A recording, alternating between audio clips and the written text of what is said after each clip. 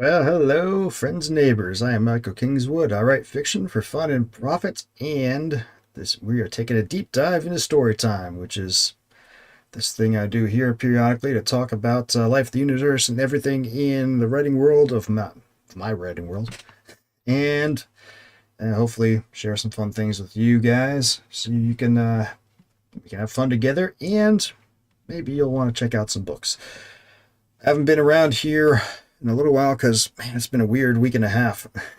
Yeah. Uh, Shoot. Thought I had a handle on July, and then the middle of the month came up, and a couple of different. I had the kids. Two of the kids were away on a school trip. They went off to overseas with some school folks for a little while at the end of June, and throwing money at that. That was cool, but and they had a great time with it. I was glad to send them. But coming into July, I was like, all right, cool. We're squared away. They're back. Everything's cool. And then a couple of expenses came up that I didn't fully expect, but I thought I was good because I ended up canceling. I was going to go to LibertyCon in Chattanooga at the third week of June there, but because my knee was freaking killing me and I could barely walk around, I canceled it. In fact, this is fun. I get to have arthroscopic surgery on my knee in 3 days on Thursday. That's gonna be fun. Feeling a lot better, but it still needs to be done just because get a better feel for what's going on, and also, you know, it's twice now that the knee has gone haywire in the last 6 months, and don't want to wait around till the next time. It's we take steps to get that as fixed as we can. But anyway, as a result of canceling that trip, I had booked it with travel insurance. So I was like, okay, cool. Filled out the travel insurance claim, and beginning of the was the beginning of the month, heard back from them that, yeah, you're gonna get back $689. Like, hey, cool, that's awesome. Because a couple of other things came up with the kids I wasn't expecting. It's like, oh shoot, things gonna be tight. But then that check came. I was like, yes, I'm squared away. I got that check deposited. I'm like, good to go. And then my HOA here is changing how they're doing their billing system. And I got confused as to whether it was going to change this month or next month. So I made some changes in how I do my billing thing, and it took out my HOA fee twice. And I found out that it got charged twice, like 2 days before my mortgage payment was due. And I was on the phone with them in panic. Oh my gosh, give me a refund. And finally they managed to cut me a check, and it got it in just in the nick of time. And I was like, oh, oof, man. So everything was fine there. But as a result of these convolutions of financial stuff the last first half of this month, I've been kind of tearing my hair out. And every time I've been thinking about doing something on the YouTube and Rumble, and the rest was like, dude, I don't have time for that. I got to work on making money. I got to do all this other stuff. And consequently, everything got fixed last week, but it was like the sort of letdown relief where you're like, oh, geez, that was almost a disaster, and it's not as good. But it was one of those things where it's like the letdown of getting through all that was like, okay, we're just gonna take last week a little easy. So I haven't been on here in a couple weeks, but here we are now. Hopefully you haven't missed me too much. Judging by the viewer numbers of the live streams, I kind of think you haven't. However, the viewer numbers overall on the channel has been growing, which is good. Got a whole lot more people swinging by, and hey, that's a good thing to do. So I wanted to talk through a couple things. I have about an hour before I got to go pick up the kids from school here in my part of San Diego. The school schedule is different from some places around town, in the country. A lot of places you go to June to September, and they got to get 3 months off for summer. Not here, not where I am. It starts in July and it goes till May, and they have a short summer break and a long break at Christmas, like a full month, and then 2 weeks in the fall and 2 weeks in the spring. So it's a little more spread out in terms of the schedule. So they don't get a long break in the summer. But they do get more of a year-round schedule, which is what it's called that. I'm sure it's helpful for the teachers to get paid more. Some places teachers don't get paid in the summer, as I understand it, but here they get paid all the time, I guess. But also, it makes it nice because, especially for like the fall break, if you want to take trips with the kids, go into some family thing, you go and you go. Kids everywhere else are in school, so it's like things are not as packed. It's great. Anyway, so I got an hour before I got to pick them up from school here. So a couple things want to talk about. A couple things in internet land that caught my eye, and yeah. But before we get into that, I do want to point out, you saw the video that I started off this stream with. That's for that book, Warfare Qualified, which is my new release, the Icaran Federation Navy novel, which you can see right here over on Amazon. It's the reviews are starting to come in. People are digging it, and it's been a pretty good release by my standards. You can see it here on my site, michaelkingswood.com/store. Go right here. You can pick it up. You can get it in all the formats you want. And of course, it's all everywhere else too. Over on Kindle, Apple, Barnes & Noble, Kobo, Google Play, boom, boom, boom, boom, boom. I actually had a kind of a neat thing that doesn't happen for me too very often is I got our BookBub, which is a big book marketing thing here on the interwebs that will go send out newsletters saying, hey, here's a cool book to check out. They gave me they let me join them for a new release promotion about on the 15th, and wasn't sure what to think about it, because normally on BookBub when you go with them, you got to discount your book heavily. They want it, their crowd wants 99 cents or $2.99 at most for the most of their promotions. But for the new release one, they specifically tell you, hey, Binks Web Elf, not this guy. Hey, mind your place, Pointy. Yeah, I do hate elves, but not all elves, only Christmas elves, because they're troublemakers. Binks Web Elf is on the chat saying I hate elves. The high elves are good. Christmas elves, no.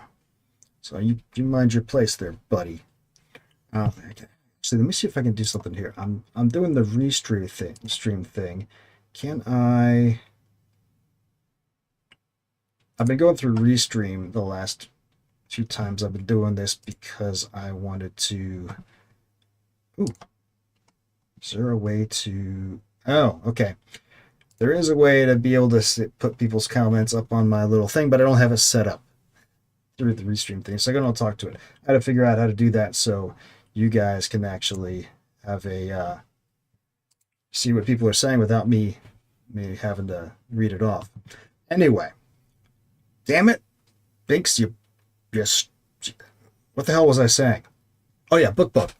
Anyway, for the new release BookBub promos, they don't make you discount it. In fact, they want you to keep it at the price you tell them that you're releasing it through the thing. So I wasn't sure what to expect. Normally on the deep discounted BookBub promos, people have sold thousands of books in a day on that. But I've had Warfare Qualified here at the release price, right? $5.99, because that's a good price for that length of book. So I wasn't sure what to expect. Didn't most of the time with BookBubs you can plan to make a profit on it. Didn't really on this one, but still got it in front of a whole bunch of eyes of people who wouldn't have seen it otherwise, and a whole bunch of people picked it up, and hopefully you're liking it. Everyone else who's read it so far will. But anyway, so it's been a good release month, and I'm feeling happy overall about how the book has been going, and looking forward to the next installment, which the next installment on it is actually maybe short stories. Here, I've got this preview page up on Kickstarter. We're going to be rigging for space, doing a collection of stories set in the same world as the Warfare Qualified book. I just have to finish compiling it up together, and then we'll start this on Kickstarter. I thought I was going to start it this week, but like I said at the beginning of talking here, between the events of the last couple of weeks, I've been kind of not doing a whole lot in terms aside from scrambling. So we're gonna put this off maybe another. Yeah, Binks says it's an enjoyable book and recommended. I agree. Well, even though you're a pointy, I guess I don't hate you that much. But anyway, so the short story collection, they'll be. I'm probably going to put this in another 2 weeks from now to start up on Kickstarter. People, and we'll give people a chance to pick that up. The main reason I'm delaying it is because I owe this as a stretch goal for the people who backed the Warfare Qualified initial Kickstarter campaign, and I don't want to start a Kickstarter with it for the rest of the book for everybody else until I give it to the people who are currently owed it. So for right this moment at least, we're on hold for that, but that'll be coming up soon, and then we'll get started on the next book in that series. But that said, I also want to do another book for my Gloom of Veil series. Book 8 is ready to roll. Well, not ready to roll, but I am ready to roll into creating it. Hopefully for get that out around the end of the year. And then I also, for the end of the year, for Christmas time, I want to do another project to take care of Binks's ultimate enemy. Right? The guy who takes out his kind, Dustin Cofield, the Elf Exterminator. He is a character of mine that I've been writing for a while. I like him a lot. He's an Elf Exterminator. He's a secret agent, works for the agency that sort of helps out Santa Claus with some stuff to keep these dastardly pointies from screwing up Christmas. And so I've written a bunch of stories about that. Around November or so, I'd like to get another collection out on Kickstarter for that as well. I think I've got 8 or 9 stories written for him, so I need to do another one of his. So that's another thing on the ground. So several different projects on the front burner. Once I finish up the Rigs for Space thing, we'll get straight into the next Glimmervale thing. Then we'll hook Dustin Cofield up for November, and we'll be doing the getting the follow-up to Warfare Qualified out next year. Of course, we'll be working on these things in parallel, but that's the plan. So anyway, yeah, Binks, you're scared about that, aren't you? Yeah, I see that. Haha. Anyway, I found this little amusing question. I found a question on the interwebs that I really think bears answering. So here you go. Check this out. From Book Chats with Shelley, who I came across. I'm not sure how I found her, but she's got a very important question about the book community on the internet that I think bears answering. It's a rather profound question, but with a rather simple answer. Okay, so let me just ask the question we're all thinking. Why is the book community so allergic to peace? Ah! The answer to that is simple. It's because the online book community is dominated by women. I mean, hello, drama. I mean, is this hard to figure out? It's a woman's space. Female space predominantly, all the book talkers and booktubers and book talk and all that stuff. There's a bunch of girls doing girl catty drama stuff. What do you expect? But, anyway, a little bit of funniness. Hopefully everybody can see and understand that. Anyway, the other day, getting to something a little less funny. The other day I sort of critiqued a thing that this guy, Bald Book Geek, put out, talking about why he didn't kickstart his books. And I took a little, I disagreed with him. But I found another one of his that I actually didn't disagree with, and since I critiqued him earlier, I figured, why don't I actually, hook him up with an agreement on this one. So check this out. The book is fine. You're the problem. It's authors. Yeah, authors. Here we go. Hi. So let me start by clarifying this right up front. I buy a lot of books, like a lot. I support indie authors. I shout out debuts on varying platforms. I've bought beautiful self-pub hardcovers that cost more than my weekly shop, and hyped up authors that the mainstream will probably never touch. This video isn't about them. This is about the ones I won't support.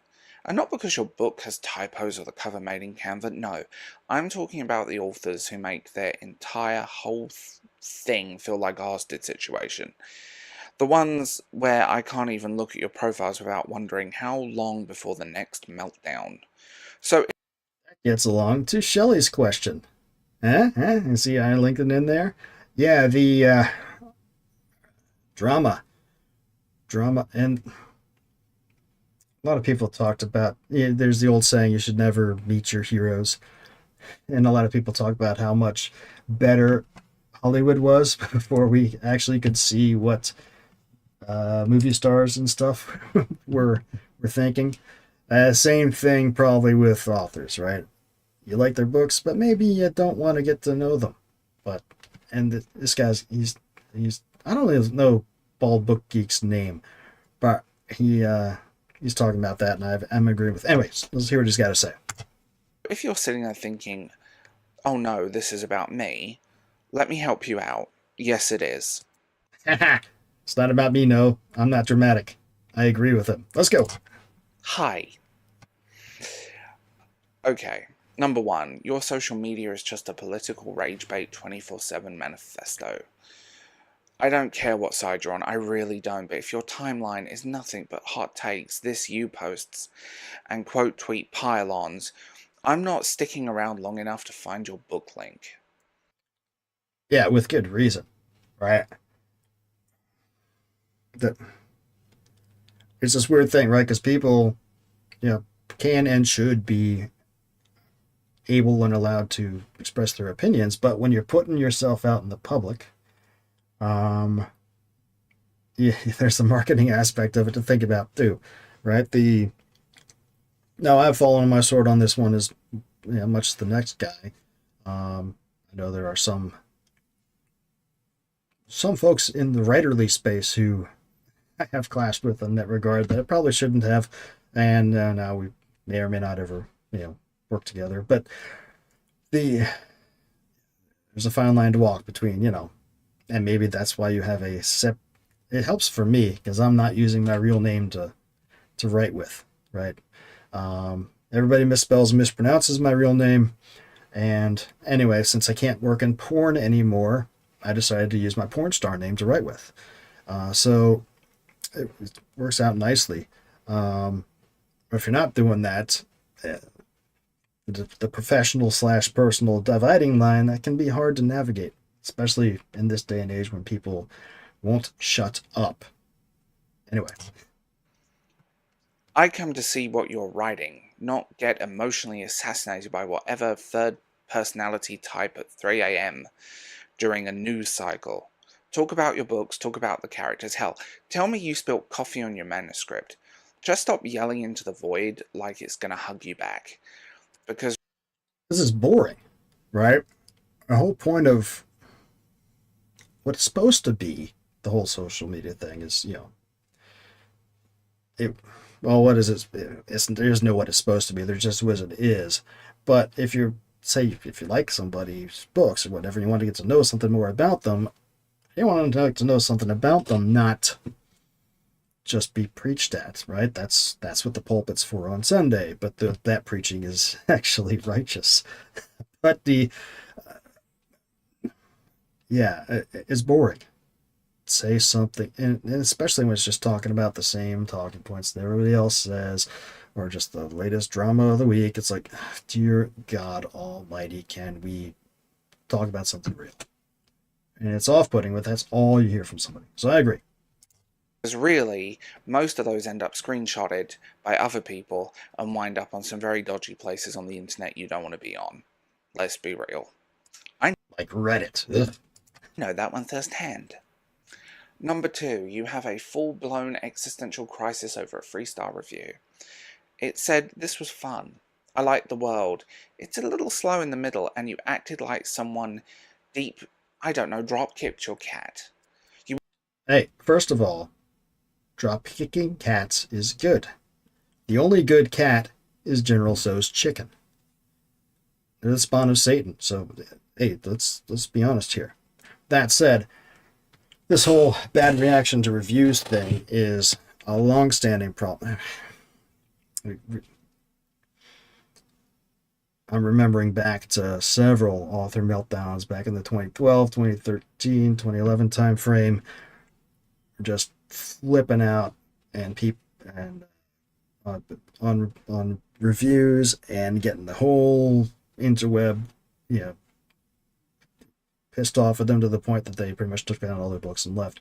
Which, it's a general rule of thumb: A, don't read reviews. They're not for you; they're for other readers. Number 2, don't respond if you do read them, because you're always going to be bad reviews. I pulled up some of my books here just to show, right?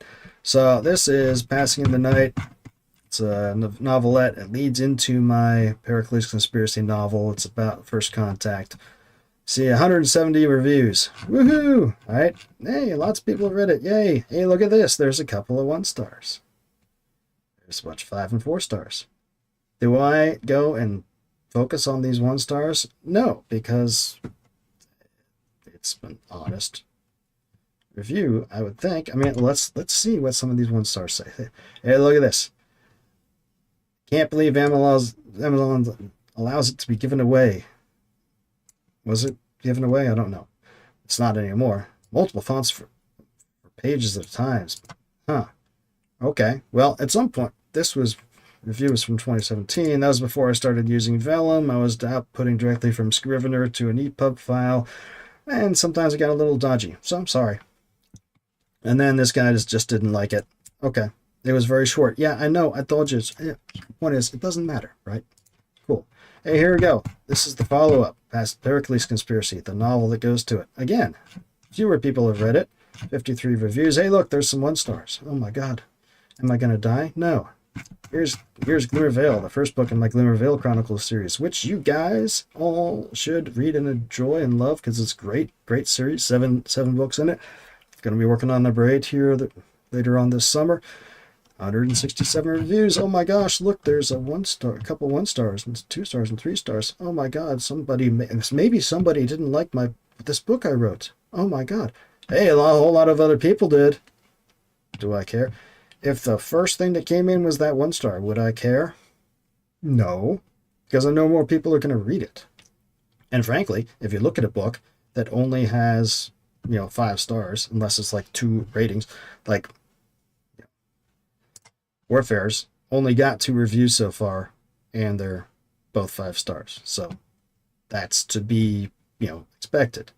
But if you have this many and you don't have any low reviews, something dodgy's going on, right? So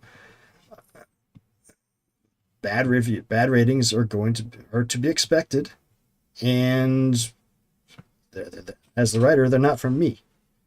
They're for somebody else. I did respond to 1 review on this particular book because that review pointed out that I had unknowingly used the name of a celebrity for the name of one of the side characters in the book. And I didn't even realize it when I did it. And I was like, oh, that's probably a bad thing. So I responded to that 1 review.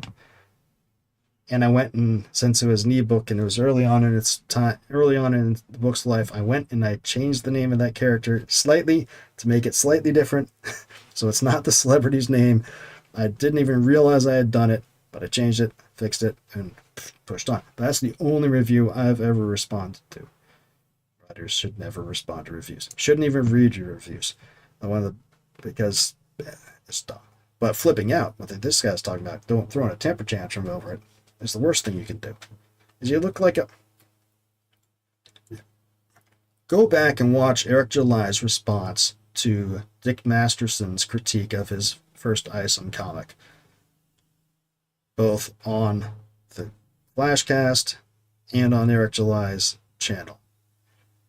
That sort of childish, thin-skinned rant. Dude ranted for like 2 hours about it. It's the last thing.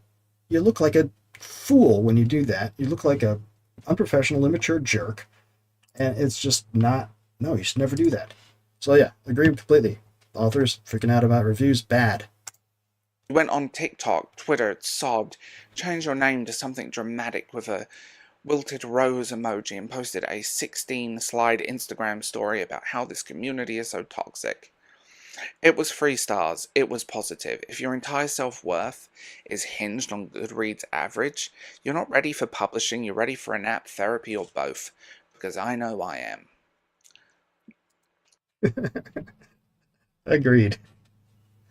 Yeah, I tell you, this guy's got a great beard though. Look at it. Oh man, it's glorious. Anyway, Number 3. You subtweet like it's a career path. Someone offers a little feedback, and you don't respond. Instead, you post, people really hate to see neurodivergent success. Then you wait. You wait for your mutuals to write, OMG, who do I need to fight? And suddenly it's a pity party in your quote tweets. yeah, the sympathy forming, trying to play the victim is pathetic, and it's off-putting, and to everyone except for your fellow victim fetishists, and nobody wants to see that. Agreed. I've been on Discords, I've seen the screenshots. This is not a power move you think. It's giving mean girls with dopamine and a diploma in manipulation. Number Oh, that goes back to what Shelley was talking about the book community. Anyway, 4. You talk about yourself in the third person, and I genuinely find it creepy. I don't know what you're talking about, but I tell you what, Michael Kingswood might be in agreement here. I'm not sure. He certainly does like what you're saying here, Bald Book Geek, but he is unsure exactly what you're talking about. Perhaps you could enlighten him a little more. Author Jane Doe is thrilled to announce her gothic fantasy debut. You're Jane. Okay, but that's marketing speak, dude. I mean, it will come off better if it's from you, if it's putting it out under you as your publisher imprint. I get that, and maybe it can sound a little pretentious otherwise, but there is such a thing as marketing speak. But yes, agreed. You don't want to come off as pretentious. You're tweeting from your own phone. We know it's you. You're not Beyonce. You don't need a press release every time someone sneezes. It doesn't make you look professional. It makes you look like a sentient LinkedIn post. Just say, I wrote a book. You're allowed. Let's be real. Number 5. You write like a walking psychological textbook, and not in a good way. I have a background in psych, and I'm telling you, every single post reads like a narcissistic projection 101. You say boundaries when you mean control. You mean self-care when, well, you say self-care when you mean validation fishing. And every time someone doesn't love your work, it's suddenly ableist hate or some ism. You talk about healing, but all I see is a performance. Your trauma doesn't excuse treating people like disposable side characters in your own story where you're the main character. Deal with it, grow up, get off the internet. Yeah, that goes back to what Shelley was talking about again. Agreed. This is all. It's insecurity on plain view. It comes down to the whole. Comes back to the old. Was it the victim hierarchy, right? I'm not. I'm victimized. No, I'm more victimized. No, I'm more victimized. All to be able to avoid looking in the mirror. It's yeah. Agreed. Simple. Number 6. You backstab other writers, then preach community. Don't act like you're the glue holding the indie world together when I've seen you mocking other people's book launches in private servers. This is why I'm not part of any kind of community. The whole point is to be indie. Now, that said, I am part of a couple of social networks, yes, but I don't get it. I mean, I get it. People want to turn everything into a community or into a movement or into a whatever, but kind of making more out of it than what it needs to be. It's people writing books and putting them out for the world.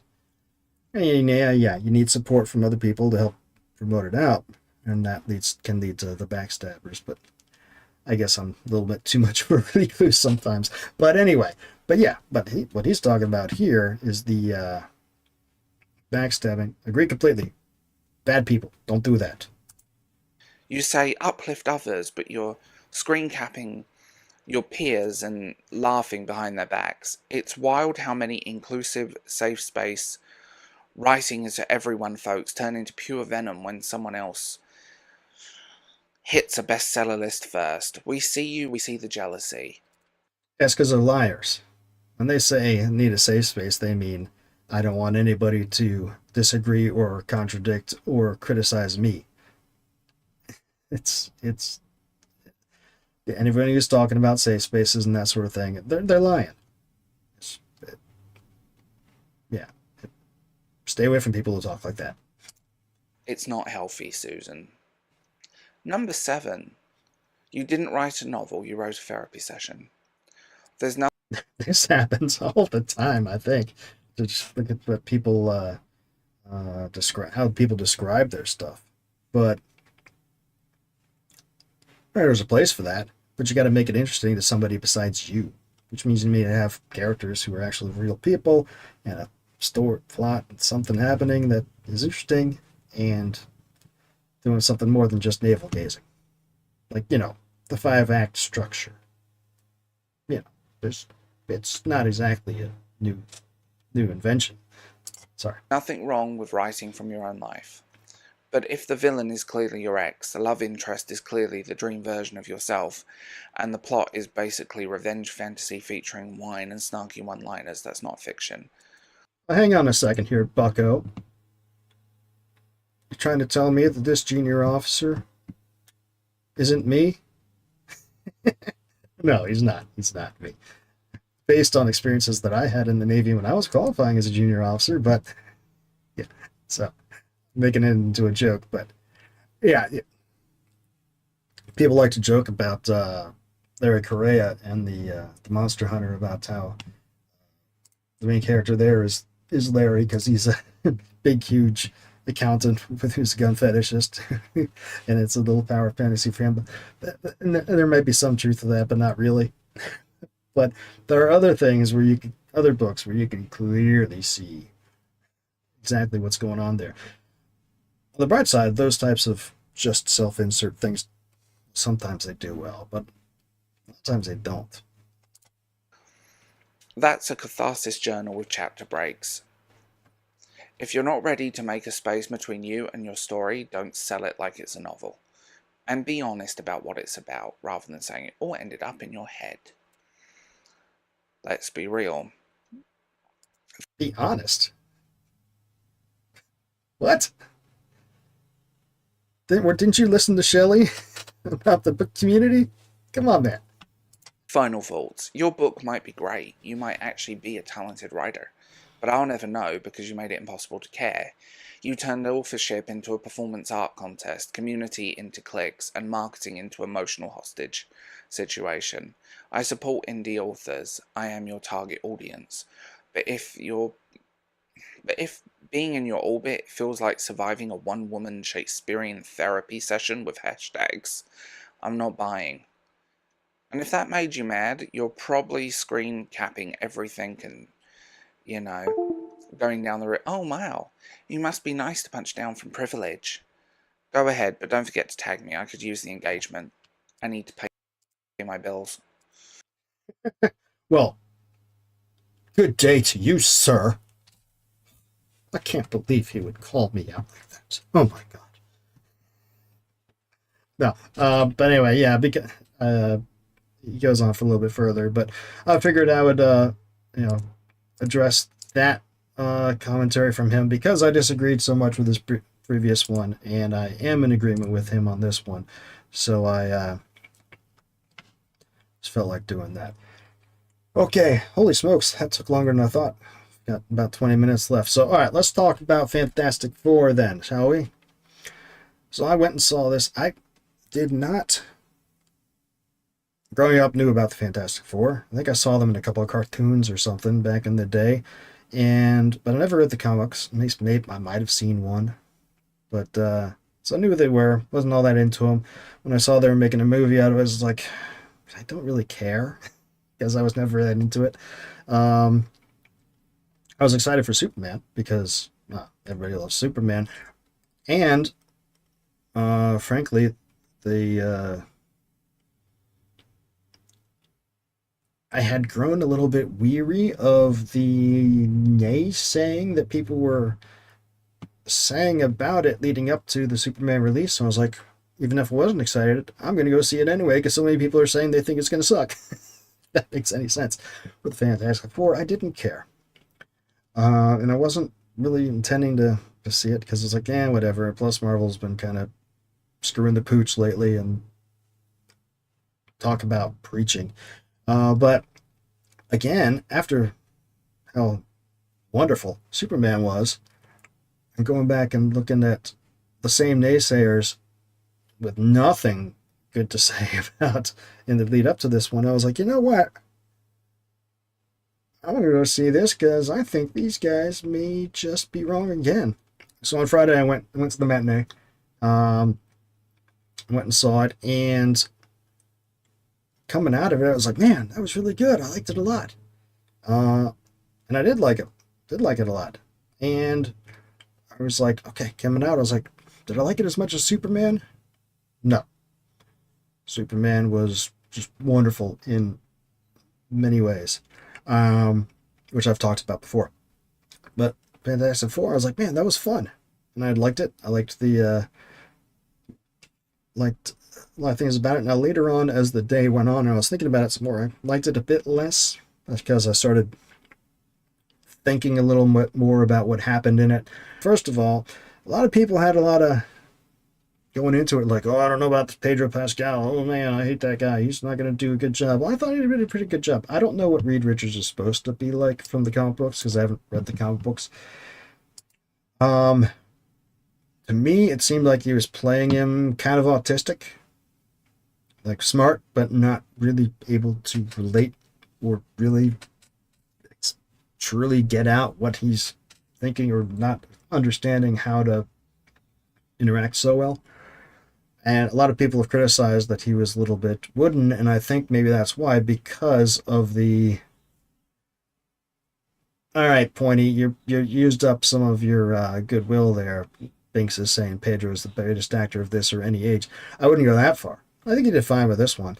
Again, I think just the way he was playing it, I think, like I said, I think he was playing it a little bit on the spectrum, and so that's where people were criticizing him for being wooden. I think that's a function of how he was choosing to play it, vice a function of his ability, if that makes any sense.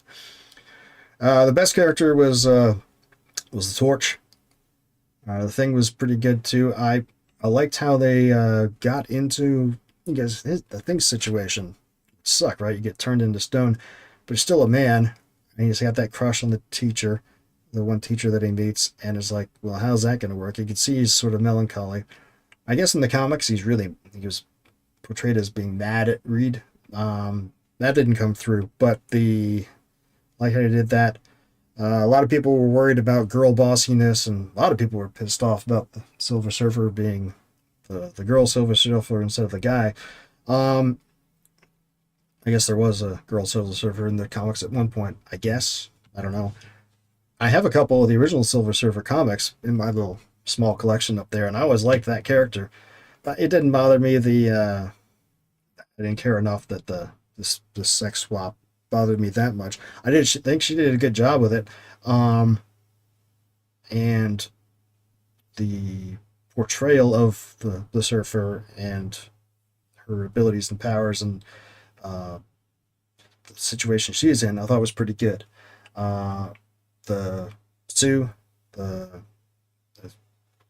wasn't boss lady. Everybody, there was a whole bunch of rumor mongering going on ahead of it. There's like, she's calling the shots. Reed's just following her lead. It's like, no, they had split responsibilities. He was overall in lead. Reed's overall in lead. He's doing the sad stuff. He's leading the team. She's in the public relations side. And so she's talking to the political people. And, And so they sort of split responsibilities, and she's pregnant and getting to be a mom and being a little emotional about, as women will in that sort of circumstances. And so I thought that the balance between them worked out pretty well, and the dynamic of the team was great. The uh, the world, the 60s esque setting, the retro future was really well done. Very, very cool, but same on one side, very the way it was, the art direction, all that sort of thing. But it also felt a little shallow in that everybody's, yeah, rah, rah, yeah, yeah.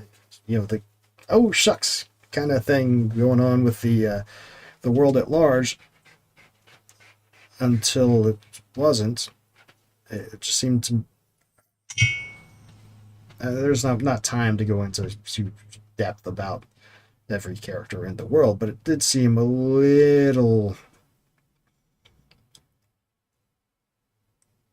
yeah, shallow in that the sense of seemed to be no controversy about the team at all until events of the story go on. Though man, the story takes place 4 years into their Fantastic Four career, so they've established themselves as the big heroes and everybody loves them, so maybe that's why. But man, yeah, there was a little lacking there. What else was great about it? The story itself was cool. I remember seeing Galactus in the Silver Surfer comic that I've read in the past and thinking he was impressive. And his portrayal at the beginning was very good. At the end, towards the final battle, it's like seems like it diminished him a bit, but that's okay. It was still pretty good. And the conundrum, don't think this gives away the whole I'll spare the planet if you give me your kid kind of thing from him. That's a quandary to be in. Now, I mean, that's what turns the populace sort of against them for like 2 seconds. From a rational point of view, it would be like, well, here, take the kid. But I know that's not just the rash. But they could have explored that tension with the public better, I think. Let's see, what else? The space scenes are great. But I'll tell you and a few other things. But one thing, this is going to be funny. One thing that just killed me was like they go out space, they meet Galactus, they try to negotiate to fail to come back, and she gives birth on the way back. And I'm watching them walk out of the ship and go to the press conference, and Sue's carrying the kid, and I'm like, damn it, woman, would you support that kid's head? It's a newborn, and she's holding it like a belt, and the hands down here, and the head's up here. I'm like, it's a newborn! What are you doing? Because anyone who's battled with the newborn knows they can't support their own head because the brain develops much more in the womb than the body. So first several weeks until it gets strong enough so the next to support it, you got to give them some next head support. Otherwise, the kid's going to get hurt. She's holding the kid upright. And I'm through several of these scenes, I'm a little bit checked out, not because I'm like, support his head. What are you doing? Which is a weird thing to get checked out about that, but that's that's where I was. So yeah, lots of like there. The way the situation was resolved, I left a little, and some of the hoops they have to jump through. In retrospect, it left a little bit less of a good taste in my mouth, which I guess the doll broke its neck. Well, maybe Binks, but I guess we'll get into a couple spoilers here. Like so they end up deciding, oh well, we can't, we're not going to give our kid up, and the public's turning against them. Oh my goodness, and as well, the public should. I mean, they leave the press conference, like, what do you mean you're not giving them the kid? Everyone's like, give them the kid. And they're like, no, we're going to find another way. And then Sue comes out, and everybody's getting ready to lynch her. And then she has this speech, which is a good speech, but it's like, you're surrounded by this crowd. You give a 3-minute speech, and everyone's like, oh, okay then, cool. All right, we're back on your side again. It's like, what? Nobody's going to try to jump her and take the kid? I mean, it seemed like it was a little too easily resolved there. And then they have this plan where he develops a teleporter at the very beginning of the movie that can move an egg with a whole lot of power. And then it's like, hey, we're going to teleport the whole planet. It's like, really? Uh, it's a little sudden. The other thing that the timeline is a little weird too, because at one point they dump the Silver Surfer into a gravity well. It's going to take her a month to get out of there, but their hyperdrive is broke, so they have to slingshot around to get up up to relativistic speeds to be able to even get back to Earth. Get back to Earth, and it's like, boom! The next day, Galactus arrives in the solar system. So, oh snap! He's in Jupiter, and then it seems like it takes a month. Not really, but it's like 10 minutes to get there, and then like 2 days to get the rest of the way to the planet. It's like, really? So the flow of time's a little strange. And it has to be, they have to have time to prepare, but you could have done that by having him show up later. You know he's coming, but it just seemed a little weird that he's at Jupiter. 25 minutes later in the movie, oh, and now he's at Mars. So wait a minute. That aspect of pacing could be weird. Other good thing I liked was like I said, Johnny at the Torch. He does a lot of great stuff. There was a lot of worries going into him about some people were trying to make it sound like he was going to be a sissy boy from the previews, but no, he was a good dude. Probably the best, most heroic of them all. But the interaction between him and the surfer is cool. He figures out a bunch of stuff about her and learns her language and all that stuff, and plants the seeds of doubt. And here we go into another spoiler area. A lot of people have really criticized the ending, because at the end they're knocking Galactus through the portal to get rid of him, and he's managing to pull himself back in. And Johnny's like, "Oh, I'm gonna go take him out. I'm gonna take him out. I'm gonna make the big sacrifice." He's gonna go in, and then all of a sudden, Surfer comes in, knocks him aside, and Silver takes her in, pushes Galactus through the portal instead of him. And it's like, oh, it's like Rose Tico. Well, no, it's not, right? Because they had character moments, so they actually didn't like each other, but had a little connection going between the Torch and Surfer. But also, he planted doubts in her about what she was doing, recalling, playing back some things of what she had done to other planets at Galactus's orders. And then he offered to sacrifice himself, and she said, "No, it's not your sacrifice to make," and then departed. And then the next time you see her, she's knocking him aside and pushing Galactus in. It's like, you could have used one more scene. It wouldn't have to be much, just a minute of her, wrestling with it. And it's like, oh, I had put all this stuff out of my head, but what am I doing? Oh, or maybe her talking to Galactus, saying, expressing doubts, and him being a jerk or whatever. One more little linchpin to solidify it that, yes, she's turning, as opposed to just from out of nowhere. It's not really out of nowhere because they laid foundation, but they needed the one small little scene. Wouldn't have to be much to make that more believable and less Deus Ex. If that makes any sense. Yeah, and then there's the whole, another spoiler, Sue dies, but then the baby brings her back to life. And it's like, okay, as soon as she's on the ground dying, it's like, okay, she's not dying, and the CPR is going to work. It's like, oh, wait, no, they get the ultra-powerful kid. Okay, it's a little weird, but fine. It's gotten to the point with me in movies where the character's dying, but the character's not going to die. It's sort of fake drama, so why bother with the fake drama? And I get the way they're doing it, but while they're there trying to do CPR on her, wasn't feeling it at all, because I knew she wasn't going to be dead, but also it was like, I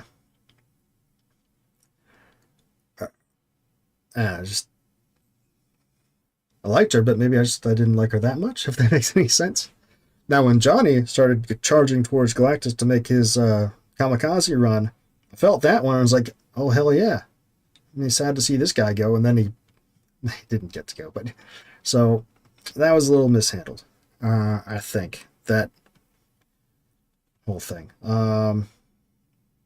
Yeah, and of course, looking back on it, I think it would have been nice to have seen a smaller story with them doing hero stuff before you to establish them better before you get this movie of the huge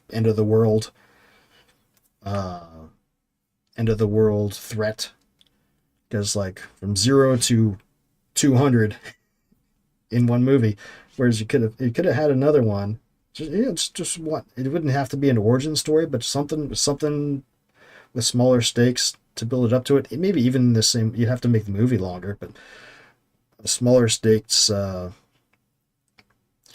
conflict thrown in there to establish them a little more. There's a lot of time in this movie with Reed at the chalkboard pondering, and some other people have talked about this too. Could have put a smaller enemy in there to establish it a little better instead of all the chalkboard talk, or maybe just a second another movie. But you know, I guess the only other problem I've got is that the next time we're going to see them is going to be in Avengers Doomsday. And it's like, okay. Well, I already see how that's going to happen, because the end credit scene is Sue goes away to get a book. It's 4 years later, the kid's grown a bit, and she comes back, and there's Dr. Doom sitting down next to him. So Doom's going to kidnap the kid, transmortify over to this universe's Earth, and they're going to have to find a way to follow him to rescue their kid, and they're going to link up with whoever the Avengers are. And that's how I see it coming.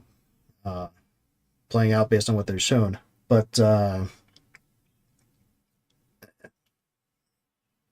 not sure how well that works. I'm not a big fan of the whole multiverse. It's just, even just from the physics side of things, it's a stupid theory.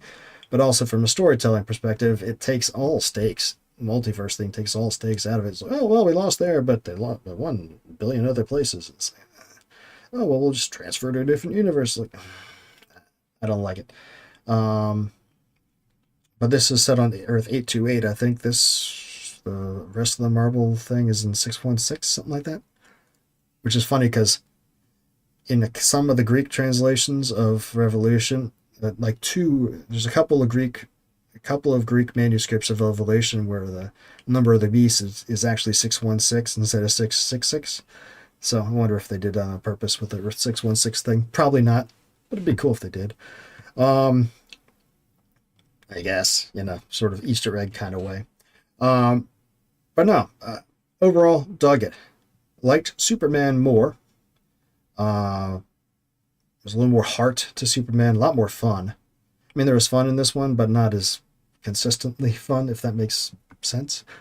And also, Superman was not the world-ending stakes. I mean, there was the end when the contraption, was it the pocket universe contraption is going haywire and it's spreading the rift, and but it's not like the Galactus style intentional destruction of the Earth scenario. It's a conflict between Lex and Superman, right? A little bit smaller, a little bit easier to push the I believe button on immediately.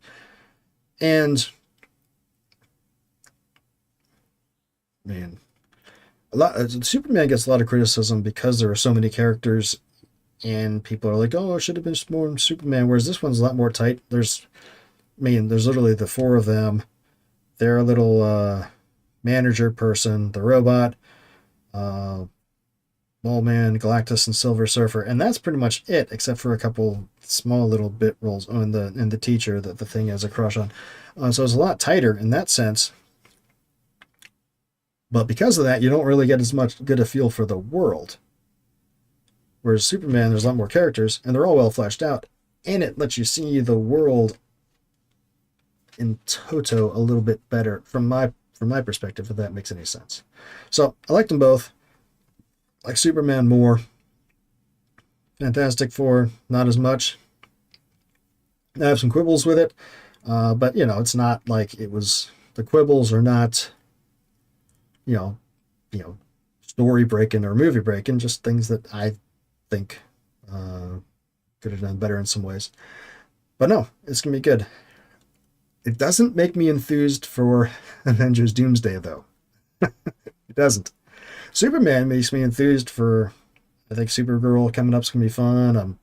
The TV stories, the shows they're putting out on HBO Max is going to be fun. Like I said, I renewed my HBO Max subscription because I wanted to see the Penguin, but also because, like, yeah, they're putting out some stuff in the same universe that might be just as fun. Hey, I'll try it out, which I didn't anticipate myself doing. So, in terms of doing its job of getting the viewer psyched for the next thing to come, I think Superman was a lot more effective for establishing the DCU and the excitement for going forward than this was to establish and lead into Doomsday, if that makes any sense. So that's my thoughts on that. And it is now 3 o'clock here in San Diego, and I gotta go leave to go get my kids. They get out to school in about a half hour. So I got a couple more things wanted to talk through, but I guess we'll have to do that after I get back. So we'll do another stream later on this afternoon. But in the meantime, I am going to leave you with this reminder. This will be launching soon in the next few weeks here on Kickstarter. You can look up Rig for Space on there, or just go to michaelkingswood.com/rigkick, and that'll take you to this thing. You can click here to notify, and you will get an email when when the thing launches, so you can come back it quickly.